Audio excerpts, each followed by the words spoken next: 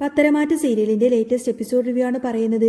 അങ്ങനെ അനന്തപുരി തറവാടിന്റെ വലിയ ഇരുമ്പ് ഗേറ്റ് വലിയൊരു ശബ്ദത്തോടു കൂടെ തുറക്കപ്പെട്ടു. വിശാലമായ മുറ്റത്തേക്ക് കയറി വന്ന കാറിലേക്ക് ആകാംക്ഷയോടുകൂടി എല്ലാവരും നോക്കി നിന്നു. കാറിന്റെ ഡോർ തുറന്ന് ആദർശ് നയനയും പുറത്തേക്ക് ഇറങ്ങി വന്നപ്പോൾ അവിടെ കൂടി നിന്ന് ഭൂരിഭാഗം പേരുടെ മുഖത്ത് വലിയൊരു ആശ്വാസം പ്രകടമായിരുന്നു. ഇനി ഒരിക്കലും അവർ ഈ പടി ചവിട്ടില്ല എന്ന് കരുതിയതാണ്. ചുറ്റുമുള്ളവരുടെ മുഖത്തുമൊക്കെ സന്തോഷം കണ്ടപ്പോൾ ആദർശിനും നയനക്കും സ്വന്തം വീട്ടിലേക്ക് തിരിച്ചെത്തിയതിന്റെ സമാധാനം തോന്നി. പക്ഷേ എല്ലാവർക്കും ആ തിരിച്ചുവരവിൽ സന്തോഷമുണ്ടായിരുന്നില്ല. വീടിന്റെ മുകളിലത്തെ നിലയിൽ നീഴൽ വരാന്തയിൽ നിന്നും താഴേക്ക് നോക്കി നിൽക്കുന്ന ജാനകിയുടെയും അബിയുടെയും ജലജയുടെയും മുഖം വല്ലാതെ ഇരുണ്ടിരുന്നു. അവരുടെ പ്രതീക്ഷകൾ മുഴുവൻ ഒറ്റയടിക്കങ്ങ് തകർന്നതുപോലെയായിരുന്നു ആ നിൽപ്പ്. ആദർശും നയനയും ഈ വീട്ടിലേക്ക് ഇനി വരില്ല എന്നും കമ്പനിയിലും വീട്ടിലും തങ്ങളുടെ വഴിയൊക്കെ എളുപ്പമാകുമെന്നും അവർ അത്രത്തോളം വിശ്വസിച്ചിരുന്നു.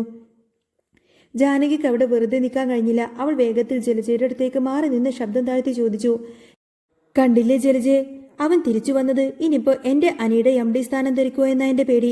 അങ്ങനെയൊന്നും സംഭവിച്ചാൽ പിന്നെ ഞാൻ ഈ വീട്ടിൽ വെറുതെ ഇരിക്കില്ല. ജലജയുടെ മുഖത്തും അതേ ഭയമുണ്ടായിരുന്നു. അവരും മനസ്സിൽ പലതും കണക്ക് കൂട്ടുന്നുണ്ടായിരുന്നു. ഈ വീട്ടിൽ സ്വസ്ഥമായിട്ട് നിൽക്കാമെന്ന് കരുതിയതാ. അപ്പോഴാ ഇവരുടെ ഒരു തിരിച്ചുവരവ്. അധികം വൈകാതെ തന്നെ ജാനകി നേരെ പോയത് അനിയെ കാണാനാണ്. അനി വളരെ സമാധാനത്തോടെ തന്റെ മുറിയിൽ സോഫയിലിരിക്കുകയായിരുന്നു. ജാനകി അവന്റെ അടുത്തേക്ക് ചെന്ന് പതിയെ വിഷം കുത്തിവെക്കാൻ തുടങ്ങി. അനി, നീ കണ്ടില്ലേ ആദർശ് തിരിച്ചു വന്നത്? അവൻ വന്ന സ്ഥിതിക്ക് ഇനി നിനക്ക് MD കസേരയിൽ അങ്ങനെ സ്ഥിരമായിട്ട് അവർ തരുമെന്ന് തോന്നുന്നുണ്ടോ? ആ സ്ഥാനം അവൻ തിരിച്ചു ചോദിച്ചു വാങ്ങും. അതെങ്ങനെ ശരിയാവും? നീ ആ കസേരയിൽ കയറിയത് ശേഷമല്ലേ കമ്പനി ഇത്ര വലിയ നിലയിലൊക്കെ എത്തിയത്? ആദർശ് MD ആയിരുന്ന സമയത്ത് കമ്പനി ഇടിഞ്ഞ് താഴേക്ക് പോയതല്ലേ? നമ്മൾ കുറെ പിന്നിലേക്ക് പോയില്ലേ? അനി യാതൊരുവിധ ഭാവവ്യത്യാസവുമില്ലാതെ തന്നെ അമ്മയെ നോക്കി. ജാനകി വിടുന്ന മട്ടുണ്ടായിരുന്നില്ല. നീ കാര്യങ്ങളൊക്കെ വ്യക്തമായിട്ട് അച്ഛനോട് പറഞ്ഞില്ലെങ്കിൽ നിനക്കൊന്നും കിട്ടാൻ പോകുന്നില്ല. നിനക്കറിയാലോ അവന്തികയും നീയും തമ്മിലുള്ള കല്യാണ കാര്യം. ആ കുട്ടിക്ക് കമ്പനിയിൽ നല്ല ജോലി ചെയ്യാൻ വലിയ ആഗ്രഹമാ. നീ MD ആയിട്ടിരിക്കുന്നതിൽ അവൾക്ക് അതൊക്കെ എളുപ്പമായിരിക്കും. കല്യാണം കഴിഞ്ഞിട്ട് വേണം കമ്പനി കാര്യങ്ങളൊക്കെ തീരുമാനമാക്കാനെന്ന് അവൾ ഇടയ്ക്കിടയ്ക്ക് പറയുന്നുണ്ടായിരുന്നു. അതുകൊണ്ട് ആ സ്ഥാനം നീ വിട്ടുകൊടുക്കരുത്. ജാനകി തന്റെ മകന്റെ മനസ്സിലേക്ക് പരമാവധി സംശയവും സ്വാർത്ഥതയൊക്കെ കുത്തിവെക്കാൻ ശ്രമിച്ചു. പക്ഷേ ജാനകിയുടെ വാക്കുകൾക്കൊന്നും തന്നെ വലിയ മറുപടിയൊന്നും കൊടുക്കാതെ അനി മൗനം പാലിച്ചു. ജാനകിക്ക് വലിയ ടെൻഷൻ ഉണ്ടായിരുന്നു. കാരണം തന്റെ മകൻ കമ്പനിയുടെ MD ആണെന്ന് പറഞ്ഞ് അഹങ്കരിച്ച് നടക്കുമായിരുന്നല്ലോ അവർ ഇത്രയും നാളും. എപ്പോഴും അനിയെ പുകഴ്ത്തി മറ്റുള്ളവരെയൊക്കെ താഴ്ത്തിക്കെട്ടുകയും ചെയ്യുന്ന സ്വഭാവമായിരുന്നു ജാനകിയുടേത്. ഇപ്പോൾ ആദർശ് വീണ്ടും ആ ഒരു സ്ഥാനം ഏറ്റെടുക്കുമോ എന്ന ചിന്ത അവർക്ക് താങ്ങാൻ കഴിയുമായിരുന്നില്ല. ഇതൊക്കെ കണ്ടും കേട്ടുകൊണ്ടാണ് ദേവയാനി അവിടെ നിന്നത്. ഈ ജാനകിക്ക് ഇതൊന്നും എത്ര കണ്ടാലും പഠിക്കില്ലല്ലോ, വെറുതെ ഓരോന്നും പറഞ്ഞ് ഉണ്ടാക്കാൻ നടക്കുക. അങ്ങനെ ആ ഒരു മട്ടിലിങ്ങനെ നോക്കി നെടുവീർപ്പിട്ടു. എന്നാൽ ആദർശ് തിരികെ വന്നപ്പോൾ മുത്തശ്ശൻ തന്നെ വലിയൊരു തീരുമാനം മനസ്സിൽ ഉറപ്പിച്ചിട്ടുണ്ടായിരുന്നു.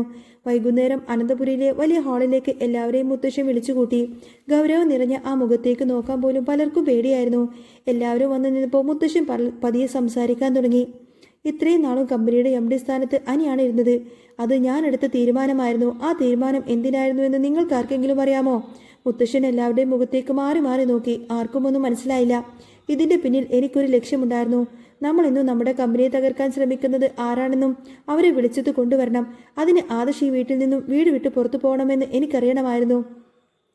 അവൻ ഈ വീട്ടിൽ തന്നെ നിന്ന് അവനൊരിക്കലും സത്യങ്ങൾ കണ്ടെത്താൻ പറ്റില്ല എന്ന് മനസ്സിലാക്കിയിട്ടാണ് ഞാൻ അവനെ ഇവിടെ നിന്നും പുറത്താക്കിയത്. അല്ലാതെ അവനോടുള്ള ദേഷ്യം കൊണ്ടോ വിരോധം കൊണ്ടോ ഒന്നുമല്ല. എനിക്കവനെ അന്നും ഇന്നും ഒരേ ഇഷ്ടം തന്നെയാണ്. മുത്തശ്ശന്റെ വാക്ക് കേട്ടപ്പോൾ ദേവയാന്റെയും ജാനകിയുടെ കണ്ണുകളൊക്കെ നിറഞ്ഞുപോയി. എല്ലാവരും കരുതിയത് മുത്തശ്ശന് ആദർശനോട് വെറുപ്പാണ്. പക്ഷേ സത്യം അതല്ല എന്നറിഞ്ഞപ്പോൾ ദേവയാനിക്ക് വല്ലാത്ത ആശ്വാസം തോന്നി. മുത്തശ്ശൻ തുടർന്നു, അവൻ നല്ല ബുദ്ധിമാനാണെന്ന കാര്യം എനിക്കറിയാമായിരുന്നു. അതുകൊണ്ടാണ് അവൻ എത്രയും പെട്ടെന്ന് തന്നെ ആ സത്യങ്ങളൊക്കെ കണ്ടെത്തിയത്. ആ നാഗേന്ദ്രന്റെ കൈയോടെ പിടികൂടാൻ അവന് കഴിഞ്ഞതും അതുകൊണ്ടാ. സത്യം പറഞ്ഞ ഈ അബിയെ ഈ നിമിഷം തന്നെ ഈ വീട്ടിൽ നിന്നും അടിച്ചിറക്കേണ്ടതാ. പക്ഷേ ഞാൻ അത് ചെയ്യുന്നില്ല. നവ്യെ ഓർത്തു മാത്രം. എന്തായാലും ഞാൻ പുതിയൊരു തീരുമാനം എടുത്തിട്ടുണ്ട്. ഇത്രയും നാളും അനിയാണ് ആ കസേരയിലിരുന്നത്. ഇനി ആ സ്ഥാനത്ത് ആദർശ് ഇരിക്കാൻ പോവാണ്. അനന്തപുരിയുടെ അടുത്ത MD ഇനി ആദർശ് ആയിരിക്കും. എക്കാലത്തെയും MD ആദർശ് തന്നെയായിരിക്കും.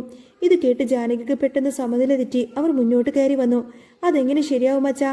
അനി ആ കസേരയിൽ കയറിയതിനു ശേഷമല്ലേ കമ്പനിയിൽ ഇത്രയും അധികം ഉയർച്ച ഉണ്ടായത്? ആദർശ് പെട്ടെന്ന് അജയൻ ഇടപെട്ടു. നീ ഒന്നും മിണ്ടാതിരിക്കുന്നുണ്ടോ ജാനകി? അനി കയറി കസേരയിലിരിക്കുന്നത് കൊണ്ട് മാത്രം വലിയ ഉയർച്ചയൊന്നും ഉണ്ടായിട്ടില്ല. ജാനകി വിടുന്ന ഭാവമില്ലായിരുന്നു. അച്ഛനല്ലേ എപ്പോഴും പറയാറുള്ളത് കമ്പനിയുടെ MDക്കാണ് ക്രെഡിറ്റ് എന്നുള്ളത്. അപ്പോൾ അജയൻ വീണ്ടും ശാസനയോട് പറഞ്ഞു, അതൊക്കെ ശരിയാ ജാനകി, പക്ഷേ ഇവരെപ്പോഴും സഹായിച്ചുകൊണ്ടിരിക്കുന്നത് ആരാണ്? നയനവും ആദർശുമല്ലേ? ഇവർ രണ്ടുപേരും ഇല്ലായിരുന്നുവെങ്കിൽ കമ്പനി ഒരു കാരണവശാലും ഒന്നാം സ്ഥാനത്തെത്തില്ലായിരുന്നു. എല്ലാവരും അനിയെ നോക്കി. എനിക്ക് യാതൊരുവിധ നിരാശയുമില്ലായിരുന്നു. അവൻ്റെ മുഖത്ത് വലിയൊരു ചിരിയുണ്ടായിരുന്നു. എനിക്ക് സന്തോഷമുള്ള കാര്യമാണ് മുത്തശ്ശ. അല്ലെങ്കിലും ഞാനല്ലെങ്കിലും ഈ കസേര എന്നാണ് ആദർശേട്ടനെ തിരികെ കൊടുക്കാൻ കഴിയുമെന്ന് വിചാരിച്ചിരിക്കുമായിരുന്നു. സത്യം പറഞ്ഞാൽ എനിക്ക് ആ കസേരയിലിരിക്കാൻ വലിയ താല്പര്യമൊന്നുമില്ല. ഒരു ശ്വാസം മുട്ടുന്നത് പോലെയാണ്. മുത്തശ്ശൻ വാത്സല്യത്തോടെ അനിയെ നോക്കി. അതൊക്കെ എനിക്കറിയാം മോനെ, നീ തന്നെ അവിടെ ഇരിക്കണമെന്നാണ് നിന്റെ അമ്മയുടെ ആഗ്രഹം. അനി അമ്മയെന്ന് നോക്കി പറഞ്ഞു, എൻ്റെ പൊന്നു മുത്തശ്ശ, എനിക്ക് ആ കസേരയിലൊന്നും ഇരിക്കണ്ട. എങ്ങനെയെങ്കിലും ആദർശേട്ടൻ ആ കസേരയിലൊന്നും ഇരുന്നാൽ മാത്രം മതി എനിക്ക്. അത്രയും വലിയ ജോലിഭാരമൊന്നും എന്നെ കൊണ്ട് താങ്ങാൻ പറ്റില്ല. അമ്മ അങ്ങനെ പലതും പറയും. അമ്മക്കറിയാത്തത് കൊണ്ടാ. ശരിക്കും ആദർശേട്ടനില്ലായിരുന്നുവെങ്കിൽ കമ്പനി എന്നെയും കൊണ്ട് എന്നേക്കും അങ്ങ് കൂപ്പുകുത്തിയേനെ. ഓരോ കാര്യങ്ങൾ ചെയ്യുന്നതിന് മുൻപും ഞാൻ ആദർശേട്ടനെ വിളിച്ച് ചോദിക്കും. ആദർശേട്ടൻ തരുന്ന നിർദ്ദേശങ്ങൾക്കനുസരിച്ച് മാത്രമാണ് ഞാൻ കാര്യങ്ങളൊക്കെ ചെയ്തുകൊണ്ടിരുന്നത്. അല്ലാതെ എൻ്റെ ബുദ്ധിയും കഴിവും പ്രാപ്തിയും കൊണ്ടൊന്നുമല്ല കമ്പനി ഇത്രയും ഉയരത്തിലെത്തിയത്. അമ്മയുടെ വിചാരം ഞാൻ കാരണമാണെന്നാ. അതുകൊണ്ടാണ് അമ്മ ഇങ്ങനെയൊക്കെ പറയുന്നത്. അനിയുടെ ആ ഒരു തുറന്നു പറച്ചിൽ കേട്ട് ജാനകിക്ക് മുഖത്ത് ഏറ്റ വലിയൊരു അടി പോലെയായിരുന്നു. അവർക്ക് പിന്നെ ഒന്നും പറയാനൊന്നും കഴിഞ്ഞില്ല. ജലജ ഇതൊക്കെ കണ്ടുകൊണ്ട് ഒരു വശത്ത് നിൽക്കുന്നുണ്ടായിരുന്നു. ജലജ ഇങ്ങനെ മനസ്സിലോർത്തു, ഇവളുടെ അഹങ്കാരം ഇത്രയങ്ങ് കുറഞ്ഞല്ലോ. എന്തൊക്കെയായിരുന്നു ജാടാ. അബിക്ക് കസേര കിട്ടാതെ അനിക്ക് കൊടുത്തപ്പോൾ ഇവൾക്ക് നിലത്ത് കാലുറക്കുന്നില്ലായിരുന്നു. ഇപ്പം ഏതായാലും നന്നായി കൊടുത്തു. ആ സമയത്തന്നെ ആദർശ് പതുക്കെ മുന്നോട്ട് വന്ന് പറഞ്ഞു, മുത്തശ്ശ, എനിക്ക് MD കസേരയിലിരിക്കൊന്നും വേണ്ട. മുത്തശ്ശൻ സ്നേഹത്തോടെയും എന്ന അധികാരത്തോടെയും പറഞ്ഞു. അത് പറഞ്ഞാൽ എങ്ങനെ ശരിയാവും ആദർശ്? നീ ആ കസേരയിലിരുന്നാലല്ലേ കാര്യങ്ങളൊക്കെ പഴയതുപോലെ മുന്നോട്ട് പോകത്തുള്ളൂ. ഈ കമ്പനി മുന്നോട്ട് കൊണ്ടുപോകാനുള്ള യോഗ്യത നിനക്കിട്ട്. അതുകൊണ്ടാണല്ലോ എനിക്ക് ശേഷം നിന്റെ അച്ഛനോ അല്ലെങ്കിൽ ചെറിയച്ഛനോ പോലും ആ സ്ഥാനം കൊടുക്കാതെ ഞാൻ നിനക്ക് തന്നെ തന്നത്. നിനക്ക് അവിടെ ഇരിക്കാനുള്ള പ്രാപ്തിയും യോഗ്യതയുമുണ്ട്. അത് നീ തെളിയിച്ചു കഴിഞ്ഞതാണ്. ആദർശ് അത് കേട്ട് വലിയ സന്തോഷം തോന്നി. MD കസേര മോഹിച്ചല്ല അവൻ തിരികെ വന്നത്. എല്ലാവർക്കും ഒപ്പം സന്തോഷമായി കഴിയണമെന്നൊരു ചിന്ത മാത്രമേ അവനുണ്ടായിരുന്നുള്ളൂ. നയനക്കും അത് വലിയൊരു ആശ്വാസമായി. ഇത്രയും നാളത്തെ വീർപ്പുമുട്ടലുകളൊക്കെ മാറി. ഇനി ഈ വീട്ടിൽ സമാധാനമായിട്ട് കഴിയാലോ എന്ന് അവളും ആശ്വസിച്ചു. ആദർശ് നയനും തിരികെ വന്നതിന്റെ സന്തോഷത്തിൽ അനന്തപുരി വീട്ടിൽ അന്നൊരു ഗംഭീരമായിട്ട് സദ്യ തന്നെ ഉണ്ടായിരുന്നു. എല്ലാവരും സന്തോഷത്തോടു കൂടെ ഭക്ഷണം കഴിക്കാനിരുന്നപ്പോൾ അഭി മാത്രം അവിടെ ഒന്നും ഇല്ലാതെ മാറി നിൽക്കുമായിരുന്നു. അവന് സദ്യ കഴിക്കാൻ ഒട്ടും തന്നെ താല്പര്യമില്ലാതായിരുന്നു. എന്ത് ചെയ്യണമെന്ന് അവന് അറിയില്ലായിരുന്നു. മൊത്തം കാര്യങ്ങളും കൈവിട്ടു പോയി എന്ന് അവന് മനസ്സിലായി. ഇനിയുള്ള ഓരോ പ്രതീക്ഷയും അവനും അനിയുമായിട്ടുള്ള ആ ഒരു കല്യാണം മാത്രമാണ്. അവന്തികയും അനിയുമായിട്ടുള്ള ആ ഒരു കല്യാണത്തിലാണ് പ്രതീക്ഷ. അങ്ങനെ എല്ലാവരും ഭക്ഷണം കഴിച്ച് സന്തോഷത്തോടെ ഇരിക്കുമ്പോൾ മുത്തശ്ശൻ ഉടനെ തന്നെ തന്റെ അടുത്ത പ്രഖ്യാപനം നടത്തി. ആദർശ് നയനെയും വീട്ടിൽ തിരിച്ചെത്തിയല്ലോ, അതുകൊണ്ട് ഈ വരുന്ന ഞായറാഴ്ച അവന്തികയുടെയും അനിയുടെയും എൻഗേജ്മെന്റ് അതിഗംഭീരമായി തന്നെ നടത്താൻ ഞാൻ തീരുമാനിച്ചു. പെട്ടെന്ന് അവിടെ ഒരു നിശബ്ദത പടർന്നു. ആർക്കും ഒന്നും പറയാൻ കഴിഞ്ഞില്ല. പ്രത്യേകിച്ച് അനിക്കത് തീരെ സഹിക്കാൻ കഴിഞ്ഞില്ല. അവൻ പെട്ടെന്ന് തന്നെ മുഖത്തടിച്ചതുപോലെ കാര്യം തുറന്നു പറഞ്ഞു, ഇത് ശരിയാകില്ല മുത്തശ്ശ, എനിക്ക് ഈ കല്യാണത്തിൽ ഒട്ടും താല്പര്യമില്ല. മുത്തശ്ശന്റെ ശബ്ദം പെട്ടെന്ന് തന്നെ ഗൗരവത്തിലായി. അദ്ദേഹം വിട്ടുകൊടുക്കാൻ ഉദ്ദേശിച്ചിട്ടുണ്ടായിരുന്നില്ല. ഞാൻ തീരുമാനിച്ചു കഴിഞ്ഞ കാര്യമാനീത്. അതിലൊരു മാറ്റവും ഇനി ഉണ്ടാവാൻ പോകുന്നില്ല. ഈ ഞായറാഴ്ച അത് നടക്കുക തന്നെ ചെയ്യും. അനി വല്ലാത്ത വിഷമത്തോടുകൂടെയും ദേഷ്യത്തോടുകൂടെയും തന്റെ മുറിയിലേക്ക് വേഗത്തിൽ തന്നെ നടന്നുപോയി.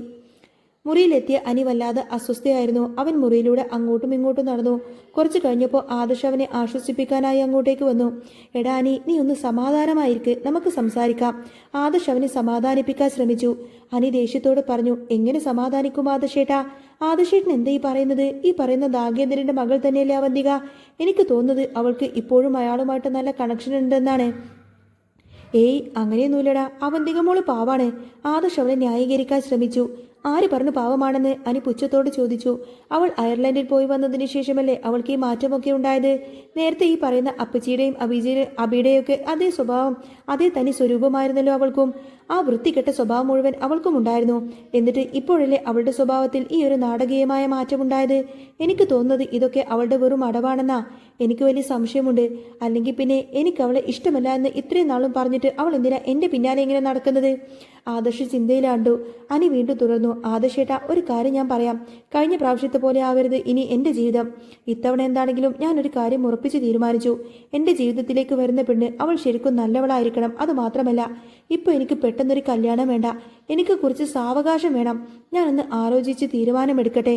ആദർശ് ചോദിച്ചു, എടാ, നീ അങ്ങനെ പറഞ്ഞാൽ മുത്തശ്ശൻ സമ്മതിക്കുമെന്ന് നിനക്ക് തോന്നുന്നുണ്ടോ? ആദർശേട്ടാ, ആരൊക്കെ സമ്മതിച്ചാലും ശരി, ഇല്ലെങ്കിലും ശരി, ഇപ്പോൾ ഈ കല്യാണത്തിന് തീരുമാനിച്ചിട്ടുണ്ടെങ്കിൽ ഞാൻ ഒരിക്കലും അതിന് നിന്നു കൊടുക്കില്ല. അനാമികയുമായിട്ടുള്ള ഡിവോഴ്സ് ആദ്യം നടക്കട്ടെ, അതിനുശേഷം എന്താ വേണ്ടതെന്ന് വെച്ചാൽ നമുക്ക് ചെയ്യാം. അനി തന്റെ തീരുമാനത്തിൽ തന്നെ ഉറച്ചു നിന്നു. ഇതേ സമയം ജലജയുടെ മുറിയിൽ മറ്റൊരു ഗൂഢാലോചന നടക്കുമായിരുന്നു. ജലജ അഭിയെയും അവന്തികയും തന്റെ അടുത്തേക്ക് വിളിച്ചു. അവർ ഭയത്തോടു കൂടിയാണ് അവിടെ നിന്നത്. ജലജ വളരെ ഗൗരവത്തോടെ പറഞ്ഞു, നിങ്ങൾ ആ നാഗേന്ദ്രനെ കുറിച്ച് കൂടുതലൊന്നും അറിയാനൊന്നും ശ്രമിക്കണ്ട. ഒരു കാരണവശാലും അയാളുമായിട്ട് അടുക്കാനും പോയേക്കരുത്. അയാൾ കൊടും വിഷമാണ്. ഈ കുടുംബത്തെ നശിപ്പിക്കാൻ നടക്കുന്നവനാ. ഇത് കേട്ടപ്പോൾ അബിക്ക് ദേഷ്യം വന്നു. എൻ്റെ അമ്മ ഉദ്ദേശിക്കുന്നത് പോലെയൊന്നുമല്ല കാര്യങ്ങൾ. ജ്വല്ലറി ഇപ്പോഴത്തെ MD ആരാണെന്നറിയാമോ? എൻ്റെ അച്ഛനാ. അമ്മ ഇനി എന്തൊക്കെ കുറ്റം പറഞ്ഞാലും ശരി, ഇവിടെ ഈ വീട്ടിൽ ഇങ്ങനെ മറ്റുള്ളവരുടെ മുന്നിൽ വെച്ച് നാണം കെട്ട് കിടക്കുന്നതിനേക്കാളും എത്രയോ ഭേദമാണ് സ്വന്തം അച്ഛൻ്റെ കൂടെ പോയി ജീവിക്കുന്നത്. ജലജ ഞെട്ടലോടെ അബിയെ നോക്കി. എടാ, നീ എന്താടാ പറഞ്ഞത്? അവൾ ദേഷ്യത്തോട് ചോദിച്ചു. അബി മിണ്ടാതെ നിന്നു. ഓ, അപ്പോ നിന്റെ ഈ അച്ഛനൊക്കെ പോയിട്ട് നീ കണ്ടുവല്ലേ? ജലജയുടെ ശബ്ദം ഉയർന്നു. അവൾ വിയർക്കാൻ തുടങ്ങി. എനിക്കപ്പോഴേ തോന്നിയിരുന്നു നീ നിന്റെ അച്ഛനെ കാണാൻ പോയിട്ടുണ്ടാവുമെന്ന്. എന്നാലും ഇത്രക്കൊന്നും വേണ്ടിയിരുന്നില്ലടാ. അന്നേരം അവന്തിക പതുക്കെ പറഞ്ഞു, അമ്മേ, അച്ഛനൊരു പാവാണ്. ഇവർ സംസാരിക്കുന്നതിനെ ആരും കേൾക്കുന്നില്ല എന്നായിരുന്നു അവരുടെ വിചാരം. എന്നാൽ വാതിലിന് പുറത്തുനിന്ന് നവ്യ ഇതെല്ലാം തന്നെ കേൾക്കുന്നുണ്ടായിരുന്നു. നവ്യയുടെ മുഖത്ത് പകയും ദേഷ്യവും ഇരിച്ചു കയറി. ഹോ, അപ്പോ ഇവരെല്ലാവരും പോയി കാണുന്നത് അവരെയാണല്ലേ? കാര്യങ്ങളൊക്കെ അങ്ങനെയാണല്ലേ? അപ്പോൾ അവന്തിക വളരെ നല്ല രീതിയിൽ അനിയുടെ ജീവിതത്തിലേക്ക് വന്നിട്ട് അവനെ ചതിച്ചുകൊണ്ടിരിക്കുകയാണല്ലേ? മുറിയിൽ അബി വീണ്ടും സംസാരിച്ചു തുടങ്ങി. അമ്മേ, അച്ഛൻ ഇങ്ങോട്ടേക്ക് വന്നത് തന്നെ ഈ അനന്തപുരിക്കാരോട് പ്രതികാരം ചെയ്യാൻ വേണ്ടിയിട്ടാണ്. ജ്വല്ലറി തകർത്തുകൊണ്ടല്ലേ മൂർത്തി ജ്വല്ലറി വീണ്ടും ഒന്നാമതായത്? അമ്മേ, ജ്വല്ലറി വീണ്ടും കുതിച്ചുയരണമെങ്കിൽ അമ്മ ആരാകുമെന്ന് അമ്മക്കറിയാമോ? ഇതുവരെയായിട്ടും അച്ഛൻ അമ്മയെ ഒന്ന് ഡിവോഴ്സ് പോലും ചെയ്തിട്ടില്ല. അല്ലെങ്കിൽ അമ്മ ഉപേക്ഷിച്ചു പോയതിനു ശേഷം അച്ഛന് വേറെ കല്യാണം കഴിച്ചിട്ട് പോലുമില്ല. ആ ഭാര്യ ഇപ്പോഴും അമ്മ തന്നെയാണ്. അച്ഛൻ്റെ ഭാര്യ ഇപ്പോഴും അമ്മ തന്നെയാണ്. അതമ്മ മറക്കരുത്. അല്ലാതെ വേറെ ആരും ആ സ്ഥാനത്തേക്ക് വന്നിട്ട് പോലുമില്ല. അമ്മയാണ് അതൊന്നും മനസ്സിലാവാതെ പോയത്. അബിയുടെ വാക്ക് കേട്ടപ്പോൾ ജലജയുടെ മനസ്സൊന്ന് പതറി. ആകെപ്പാടൊരു കൺഫ്യൂഷൻ. പണ്ടത്തെ പോലെയൊന്നുമല്ലല്ലോ ഇപ്പൊ നാഗേന്ദ്രൻ. കുറച്ച് വരുമാനമൊക്കെയുണ്ട്. പണ്ട് ഈ വീട്ടിൽ നിന്നും വെറും കൈയോടെ ഇറങ്ങിപ്പോയ ആളല്ല. ഇപ്പോൾ സ്വന്തമായിട്ട് ബിസിനസ്സും കാര്യങ്ങളും ജ്വല്ലറി പോലും ഉണ്ട്.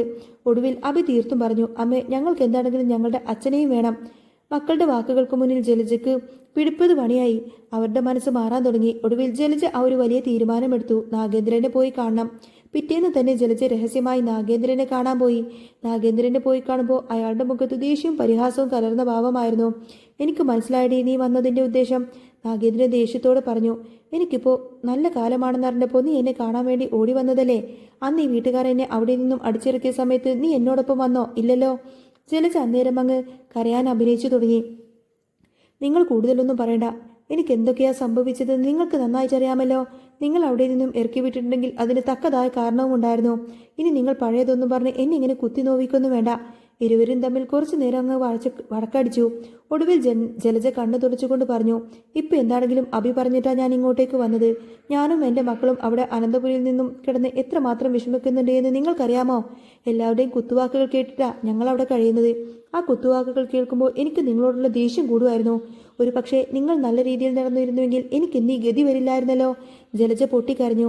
ജലജയുടെ കരച്ചിൽ കണ്ടപ്പോൾ നാഗേന്ദ്രന്റെ മനസ്സൊന്നലിഞ്ഞു. സാരമില്ല ജലജയെ, പോട്ടെ. അയാൾ ജലജയെ സമാധാനിപ്പിച്ചു. അങ്ങനെ പഴയ കൂട്ടുകെട്ട് വീണ്ടും അവിടെ ഒന്നിക്കുകയായിരുന്നു. ഇതേ സമയത്ത് തന്നെ അനി വല്ലാത്ത മാനസികാവസ്ഥയിലായിരുന്നു. എങ്ങനെയെങ്കിലും ഈ ഒരു കല്യാണം ഒന്ന് മുടക്കണമെന്ന് മാത്രമായിരുന്നു അവന്റെ ചിന്ത. ഇതൊക്കെ കണ്ടു നടക്കുന്ന നവ്യക്ക് വെറുതെ ഇരിക്കാൻ കഴിഞ്ഞില്ല. അവൾ ഒടുവിൽ ആദർശിന്റെ ഫോണിലേക്ക് ഒരു അജ്ഞാത സന്ദേശം അയച്ചു. മുൻപും ഇതുപോലെ അജ്ഞാത മെസ്സേജുകൾ വരാറുണ്ടായിരുന്നു. ആദർശ് ഫോൺ എടുത്തു നോക്കി. മെസ്സേജ് വായിച്ച ഉടനെ തന്നെ മുഖം അങ്ങ് ഗൗരവത്തിലായി. അവന്തികയും നാഗേന്ദ്രനും തമ്മിൽ അടുപ്പമുണ്ട്. അവർ രഹസ്യമായി തമ്മിൽ കണ്ടുമുട്ടുന്നുമുണ്ട്. ഇതായിരുന്നു ആ ഒരു സന്ദേശം. ആദർശ് കുറച്ചു നേരം അങ്ങ് ചിന്തയിലാണ്ടു. ഇതിനു മുൻപ് ഈ നമ്പറിൽ നിന്ന് വന്ന മെസ്സേജുകളെല്ലാം തന്നെ കൃത്യമായിരുന്നു. അങ്ങനെയാണെങ്കിൽ അവന്തിക ഈ കുടുംബത്തെ വഞ്ചിച്ചുകൊണ്ടിരിക്കുകയാണ്. എത്രയും പെട്ടെന്ന് തന്നെ അവളുടെ ഈ ഒരു കള്ളത്തരം പൊളിക്കണമെന്ന് തന്നെ ആദർശ് മനസ്സിൽ ഉറപ്പിച്ചു. അങ്ങനെ ഒടുവിൽ അവന്തിക പുറത്തു പോയപ്പോൾ ആദർശ് അവളെ രഹസ്യമായി തന്നെ പിന്തുടർന്നു. അവളുടെ കാറിൽ ചെന്ന് നിന്ന് നാഗേന്ദ്രനെ കാണാനായിരുന്നു. അകത്ത് നാഗേന്ദ്രനും അവന്തികയും തമ്മിൽ സംസാരിക്കുന്നത് ദൂരെ നിന്ന് ആദർശ് കണ്ടു. അവന്റെ കണ്ണുകളിൽ തീ പാറി. അവന്തികയുടെ എല്ലാ രഹസ്യങ്ങളും അവൻ നേരിട്ട് മനസ്സിലാക്കുകയായിരുന്നു. ഇനി ഈ കല്യാണം നടക്കുമോ? ഒരു കാരണവശാലും നടക്കില്ല. മുത്തശ്ശൻ എത്ര ഉറപ്പിച്ച കല്യാണമാണെങ്കിലും ശരി, ആദർശ് നേരിട്ട് തന്നെ കാര്യങ്ങളൊക്കെ ഓരോന്നോരോന്നായിട്ട് മുത്തശ്ശന്റെ മുന്നിൽ അങ്ങ് തുറന്നു പറയും. അങ്ങനെ വന്നാൽ ഉറപ്പായിട്ടും ഈ കല്യാണം മുടങ്ങും. അതുമാത്രമല്ല, ആ നാഗേന്ദ്രന്റെ ചോരയായ അവന്തികയും അഭിയെയും കൂടി ജലജയും മുത്തശ്ശൻ ഈ വീട്ടിൽ നിന്നും അടിച്ചിറക്കി വിടും. അങ്ങനെ കടിച്ച പാമ്പിനെ കൊണ്ട് തന്നെ വിഷം മെറിപ്പിക്കുന്ന കാര്യം മുത്തശ്ശൻ തന്നെ ചെയ്തോളും. വലിയ കൊടുങ്കാറ്റിനുള്ള തയ്യാറെടുപ്പിലോടുകൂടിയായിരുന്നു ആദർശ്. അനന്തപുരിയിലെ ഇനിയുള്ള ദിവസങ്ങൾ തീ പാറിക്കുന്നതായിരിക്കും. അടിപൊളി എപ്പിസോഡുകൾക്കായിട്ട് നമുക്ക് വെയിറ്റ് ചെയ്യാം കേട്ടോ. നിങ്ങൾക്ക് ഈ ഒരു ചാനൽ ഇഷ്ടമാവുകയാണെങ്കിൽ ഒരു ലൈക്കും ഹൈപ്പൊക്കെ തന്ന് സപ്പോർട്ട് ചെയ്യണേ. നെക്സ്റ്റ് വീഡിയോ ഉടനെ വരാം. ബൈ.